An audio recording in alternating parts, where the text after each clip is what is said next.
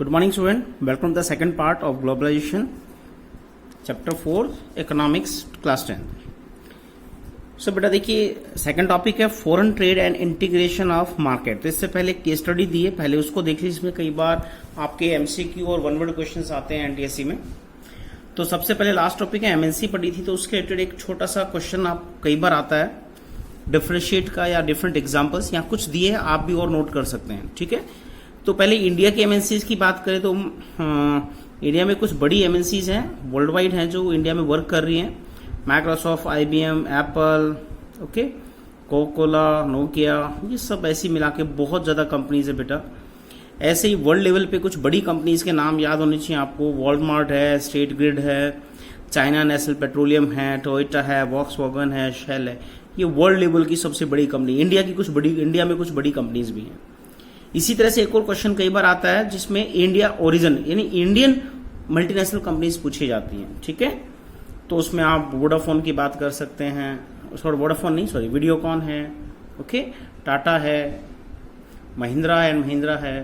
तो ऐसी कई कंपनीज है जो हमारी, मारुति है, हीरो है, टीवीएस है, बजाज है। तो इन कंपनीज को हम इसमें रख सकते हैं। ठीक है, चलिए यहाँ एक और क्वेश्चन है बेटा, biggest MNC in India right now. अगर इंडिया की सबसे बिगेस्ट एमएनसी की बात करें तो उसमें बेटा टाटा ग्रुप आती है, जो ऑल ओवर कहीं ना कहीं सबसे बड़ी एमएनसी आज इंडिया की वर्किंग में है। इसके बाद जो केस स्टडी की बात कर रहा हूँ वो फोर्ड मोटर की है। तो Ford motor an American company, America की कंपनी बेटा, मोटर कंपनी है, ऑटोमोबाइल कंपनी है काफी बड़ी। Is one of the world largest automobile manufacturing with production spread over 26 country of the world. लगभग 26 कंट्री में इसका प्रोडक्शन यूनिट्स लगी हुई हैं। Ford motor came to India in 1995, spent RS 1700। ये क्वेश्चन बहुत बार आया बेटा, प्लीज इसको नोट करना एनटीएससी के रिगार्डिंग। तो 1995 में इसका कि इंडिया में एंट्री हुई और 1700 करोड़ इसने इन्वेस्ट किया। सोचो पैसा आ गया। जो हमने पीछे ना मनी और टेक्नोलॉजी पढ़ा था, मनी इसने काफी इन्वेस्ट किया। Setup last plant near the Chennai जो तमिलनाडु में, वहां पे से बहुत बड़ा प्लांट सेटअप किया। This was done in collaboration. और इंडिया में ये कैसे आई, जो हमने 3 मेथड पढ़े थे याद होगा, जो तो उसमें ज्वाइंटली पहला मेथड था। तो इसने वहां की एक छोटी कंपनी है महिंद्रा एंड महिंद्रा, जो इंडिया की पहले जीप बनाती थी ओनली, राइट, उस कंपनी से कोलैबोरेशन किया। ठीक है, तो वर्ल्ड लेवल पे काफी बड़ी कंपनी नहीं थी ये, इंडिया में एक जानी मानी कंपनी है, बट वर्ल्ड लेवल पे ग्लोबली बेटा काफी बड़ी कंपनी नहीं थी ये। बट आज जब ये इसके साथ मर्ज हुई और जॉइंटली इन्होंने काफी वर्क किया, तो इससे महिंद्रा को काफी बेनिफिट। आज महिंद्रा एसयूवी और अच्छी व्हीकल्स के लिए जानी जाती है। और इसको टेक्नोलॉजी कहां से मिली, सारी बेटा फोर्ड से ही मिली। ठीक है, चलिए, so manufacture of jeep and trucks, जो जीप ट्रक बनाती है Mahindra, by the year 2014 Ford motor was selling 77,000 car in the Indian market. अब देखिए दोनों के कॉर्पोरेशन से यूनिट लगी और 77,000 कार इसने इंडियन मार्केट में सेल की। वाइल अनदर, और लगभग इतनी 77,000 car export to the India, to South Africa, Mexico और ब्राजील। वर्ल्ड के बड़े कंट्रीज को बेटा इसने यहां से कार बेची। देखिए मैक्सिको और ब्राजील यूएस के पास है, और यूएस की कंपनी इंडिया में बनानी है, और इंडिया से फिर अपने नेबरिंग कंट्री को यहां से सेल भी कर रही है। सोचिए आप इंडिया में कितनी ज्यादा लो कॉस्ट में गाड़ी इसके लिए तैयार हुई होगी। ठीक है, यही आपका एमएनसी का बड़ा ऑब्जेक्टिव होता है। The company want to develop further more India as a component supplying base for its other plant across the globe। और आज इंडिया में जो फोर्ड के जो कंपनी लगी हुई है, इसकी मैन्युफैक्चरिंग यूनिट है, आज वो पूरे वर्ल्ड में जहां भी इनके छोटे मोटे प्लांट्स लगे हैं, वहां हर जगह बेटा वो कंपोनेंट सप्लाई कर रही है। सबसे ज्यादा कंपोनेंट यहां बन रहे हैं फोर्ड गाड़ियों के। ठीक है, यहाँ पे इससे रिगार्डिंग कुछ क्वेश्चंस भी हैं, इनको एक बार प्लीज आप ऑब्जर्व कर लेना, जिसमें मोस्ट इंपोर्टेंट है एक बार देख लेते हैं। लास्ट में कुछ एग्जाम्पल फिर से दिए हैं। ऑल मेजर मल्टीनेशनल कंपनी, जो बड़ी मल्टीनेशनल कंपनी वो अमेरिका, जापान, यूरोप, इन्हीं कंट्रीज की हैं। ये एग्जांपल दिया, नाइक कंपनी बेटा ये अमेरिका की है, यूएस की, कोकोला भी यूएस की है, पेप्सी यूएस की है, होंडा जापान की है, नोकिया फिनलैंड की है, राइट। तो ऐसी कुछ वर्ल्ड की बड़ी कंपनीज के आपको कंट्रीज पता होने चाहिए। ठीक है, नीचे पिक्चर दी है, वो इसी प्लांट की है बेटा जो चेन्नई में है, जहां पे फोर्ड की गाड़ियां बन रही है। चलिए अब करते हैं इस टॉपिक को start, foreign trade and integration of market. तो फॉरेन ट्रेड के साथ मार्केट का कैसे इंटीग्रेशन होता है, देखिए। For a long time, foreign trade has been the main channel connecting the countries in history. You would have read about the trade routes connecting India and South Asia market, both in the East and West, and extensive trade and took place along these routes. तो हमने बहुत history में बहुत पहले से पढ़ते आ रहे हैं कि ईस्ट और वेस्ट से बेटा इंडियन मार्केट बड़े स्केल से कनेक्ट रहा है, बहुत पहले से, एंशिएंट टाइम से। Also, you would remember that it was trading interest with attract various trading companies such as the East India Company to India. What then is the basic function of foreign trade? तो India में foreign trade के सबसे पहले बेटा European बहुत सी companies आई, Dutch है, French है, British है, कई कंपनीज इंडिया में आई थी, राइट। और अगर मल्टीनेशनल कंपनीज की बात करें तो जो ईस्ट इंडिया कंपनी है वो पहली मल्टीनेशनल कंपनी थी जो इंडिया में आई, हम ये भी कह सकते हैं, ठीक है। To put it supply foreign trade create opportunity for the producers to reach beyond the domestic market. देखिए एमएनसीज का एक बेनिफिट है फॉरेन ट्रेड का, सॉरी एमएनसी नहीं, फॉरेन ट्रेड का सबसे बड़ा बेनिफिट है कि जो लोकल प्रोड्यूसर्स हैं बेटा, एक तो वो बड़ी स्केल पे प्रोडक्शन कर सकते हैं, बड़ी स्केल पे प्रॉफिट कमा सकते हैं और उनके लिए बड़ी अपॉर्चुनिटीज निकल के आती हैं। आप इंडिया के लिए कितना ट्रेड कर सकते हैं, पर आप वर्ल्ड लेवल पे ट्रेड करेंगे तो आपको प्रोडक्शन भी ज्यादा करना होगा, प्रॉफिट भी ज्यादा, दोनों चीज आप ज्यादा कर सकते हैं, right. Market for their own country and producers can sell their product not only the market located with in the country but can also compete in market located in the other countries. और आप दूसरी countries के market में compete कर सकते हैं, but इसके लिए हम बात करते हैं हमें अपने प्रोडक्ट को सबसे सस्ता बनाना होगा ताकि वर्ल्ड मार्केट में वो कंपीट कर सके, दूसरे कंट्री में वो कंपटीशन फाइट कर सके। Similarly, for the buyer, import of good and producer in another country is one way of expanding the choice of good beyond what domestically produces. तो फिर एक और कंडीशन दी है यहाँ, import of good produce in another country. अगर दूसरे country की बात करें, इंपोर्ट ऑफ गुड प्रोड्यूस आप इंपोर्ट कर सकते हैं, one way the expanding the choice of goods, और इससे बेटा एक्सपेंड होती है, चॉइस ऑफ गुड एक्सपेंड होती है, और मार्केट में जितनी ज्यादा चॉइस होगी उससे कंपटीशन भी फाइट होता है, और जो सबसे अच्छा प्रोडक्ट और सस्ता बनाता है उसका बेटा कहीं ना कहीं सेल बढ़ता है, ठीक है। यहाँ उसी की एक स्टोरी दी है बेटा, चाइना टॉय इंडिया, तो इसने फॉरेन ट्रेड का बड़ा बेनिफिट लिया और इंडिया में बड़े स्केल पे जो टॉय इंडस्ट्री उसको बेटा अपने अंडर ले आई। देखिए, so Chinese manufacture learn of an opportunity, तो चाइनीज मार्केट ने बेटा इसको बड़ी स्केल पे समझा और इसको अप्लाई भी किया। देखिए, an opportunity to export toy to India, इनको एक अच्छा यानी 90s के आसपास इन्होंने इस अपॉर्चुनिटी को पहचान लिया था कि इंडिया में हम टॉय एक्सपोर्ट करके अपना मार्केट बढ़ा सकते हैं, फॉरेन ट्रेड कर सकते हैं। Where toys are sold at high price, क्योंकि इंडिया में उस टाइम बड़ा हाई प्राइस था टॉयज का। They start exporting plastic toys to India and buyers in India now have the option of choosing between Indian and Chinese. तो पहले इन्होंने देखिए एक्सपोर्ट किया इंडिया में, अब इंडियंस के पास दो चॉइस थी, इंडियन और चाइनीज, दोनों चॉइस थे। अब उन्होंने कंपेयर किया, क्या कंपेयर किया, देखिए, बिकॉज ऑफ चीपर प्राइस। पहला बेनिफिट क्या मिला चाइनीज लोगों को, वो चीपर थे, सस्ते थे। न्यू डिजाइन, इनके डिजाइन थोड़े अट्रैक्टिव भी थे, इंडियन खिलौनों से काफी अट्रैक्टिव अच्छे डिजाइन थे। And Chinese toys become more popular in our Indian market, और काफी पॉपुलर भी हो गए क्योंकि उनमें छोटी मोटी टेक्नोलॉजी भी थी, छोटी छोटी चीजें थी बेटा, ठीक है, और बहुत सस्ते भी थे। With the year 70-80% of the toy shops have replace Indian toys with Chinese toys. और 90 या 2000 तक हम बात करें बेटा, लगभग 10 साल में 70-80% टॉय इंडस्ट्री सारी चाइना के अंदर चली गई। Toys are now cheaper in Indian market than earlier, और बहुत सस्ते खिलौने इंडिया में अवेलेबल हुए because of Chinese manufacturers. What is happening here? As a result of trade, Chinese toys came into Indian market in the competition between Indian and Chinese toys prove better. जब India में competition fight हुआ तो Chinese जो toys है वो ज्यादा prove हुए, better prove हुए, and Indian buyers have a greater choice of toys and as a lower price for the Chinese toys makers. This provide an opportunity to expand business.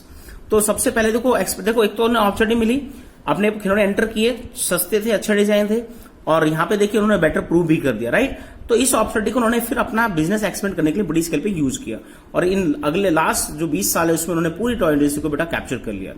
The opposite of true of Indian toy makers, they face losses and their toys are selling much less. और इसी के opposite दूसरी बात करें तो Indian toy industry बेटा India में खत्म हो गई, उनको बहुत लॉस हुआ और उनकी सेलिंग बहुत कम हो गई, ठीक है। तो एग्जांपल है फॉरेन ट्रेड का कि कैसे अपॉर्चुनिटीज को हम यूज कर सकते हैं, कैसे कंपटीशन फाइट कर सकते हैं। चलिए आगे चलते हैं। So in general, with the opening of the trade and goods travel from one market to another, choice of good in the market prices. तो देखिए इसका अब बड़े बड़े पॉइंट्स हैं, इससे चॉइस बढ़ जाती है बेटा। चॉइस ऑफ गुड क्या होती है, इंक्रीज होती है, आपके पास गुड्स की चॉइस होती है। Price of similar good in the two market tend to become equal, और प्राइस लगभग इक्वल ही होते हैं, तो जो बेटर चीज देगा, अच्छी क्वालिटी देगा, उसी को आप परचेज करेंगे। And producers in the two countries now closely compete against each other even through they are separated by thousand of miles. तो हजारों मील दूर लोग बैठे भी अब कंपटीशन फाइट करते हैं, सस्ता और बेटर चीज देने की कोशिश करते हैं। देखिए यहाँ ब्रॉड लाइन में दिया है, थोड़ा इंपॉर्टेंट लाइन से, foreign trade does result in the connecting the market of the integration of market in different countries। तो डिफरेंट कंट्रीज के मार्केट को इंटीग्रेट जोड़ देता है बेटा फॉरेन ट्रेड, ठीक है। तो यहां पर एक और मार्केट दिया, देखिए, small traders of readymade garments facing stiff competition from both MNC brand and import. तो इंडिया में रेडीमेड मार्केट भी बेटा बड़ा कंपटीशन फाइट कर रहा है, काफी सस्ता सामान हमें सेल करना पड़ा है क्योंकि एमएनसी बहुत सस्ते रेट में कपड़े आज इंडिया में अवेलेबल करा रही है। चलिए लास्ट टॉपिक इस टॉपिक का that is what is globalisation. अब हम टर्म पे आते हैं, चैप्टर के नाम पे, that is globalisation. In the past 2 or 3 decades, more and more MNCs have been looking for location around the world which would be cheap for their production. तो MNCs हमेशा बेटा उसी डेस्टिनेशन की तलाश करती है जहां पे क्या हो, चीप हो, प्रोडक्शन सबसे सस्ता बन सके।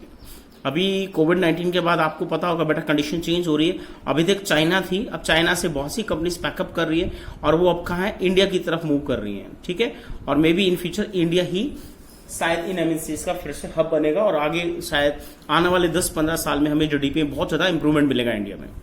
देखिए, foreign investment by the MNCs in these countries have been rising, at the same time foreign trade between the countries has been rising rapidly.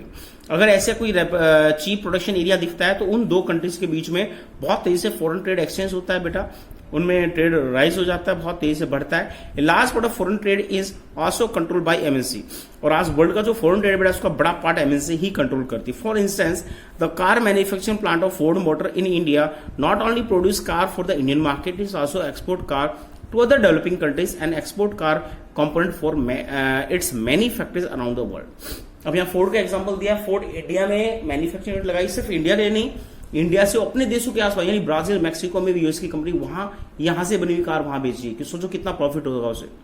दूसरा, अपनी कंपनीज के कंपोनेंट भी बना रही है। ठीक है, तो वर्ल्ड वाइड ये चीजों को बेटा कहीं ना कहीं कंट्रोल करती हैं। Likewise activities, the most MNCs involve substantial trade in goods and also services. तो अधिकतर एमएनसीज की बात करें तो ट्रेड ऑफ गुड्स में, ट्रेड में और सर्विस में बड़ी स्केल में बेटा इनका यहाँ पे एक पिक्चर दी है जो समझा रही है ग्लोबलाइजेशन इज फन, और ये बच्ची कह रही है be careful, that's our world you are playing with, someday you will have to pay the price। तो ग्लोबलाइजेशन के चक्कर में हम पूरे अपने वर्ल्ड को बहुत बड़ी स्केल पे एमएनसीज इसके साथ प्ले कर रही है, तो ये बच्ची कह रही है इसके रिजल्ट नेगेटिव भी हो सकते हैं। ठीक है, चलिए, ग्लोबलाइजेशन की वजह से हम कहते हैं कोविड-19 पूरे वर्ल्ड में बहुत तेजी से स्प्रेड हुआ। क्यों?